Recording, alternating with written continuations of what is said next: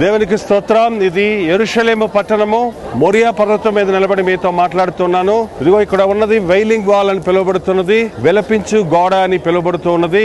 దేవుని మందిరము ఇక్కడే కట్టబడినది. అదిగో వెనుకాల మోరియా పర్వతం మీద ఉన్నటువంటి రాక్ ఆఫ్ డూమ్ ను మీరు చూస్తున్నారు. దాని కింద ఉన్నటువంటి హేరోదు కట్టించిన మందిరం యొక్క ఒక్క గోడ మాత్రమే ఈ రోజు మిగిలి ఉంది. అది ఒక్కటే పరిశుద్ధ స్థలం వారికి మిగిలి ఉంది.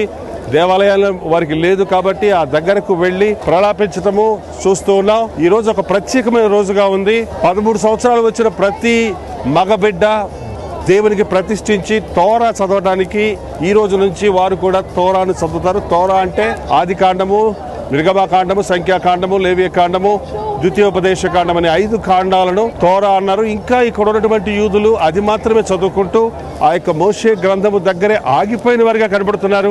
వీరి మనోనేత్రాలు తెరవబడాలని, వీరు కూడా ప్రభువుని ఎరగాలని, వీరు కూడా కన్నీటితో ప్రార్థించడానికి ఆ వైలింగ్ వాల్ దగ్గరికి వెళ్ళినప్పుడు నాకు కూడా ప్రభు భారం ఇచ్చున్నాడు. ఖచ్చితమైన ధర్మశాస్త్రాన్ని వెంబడించే వ్యక్తులుగా కనబడుతున్నారు, కానీ అక్షరాన్ని పాటిస్తున్నారు, ఆత్మను గుర్తించడం లేదు. వీరి మనోనేత్రాలు తెరవబడినట్లుగా పరిశుద్ధాత్ముడి సన్నిధిలో తన కార్యాలు జరిగించినట్లుగా మనం ప్రార్థించవలసి ఉంది.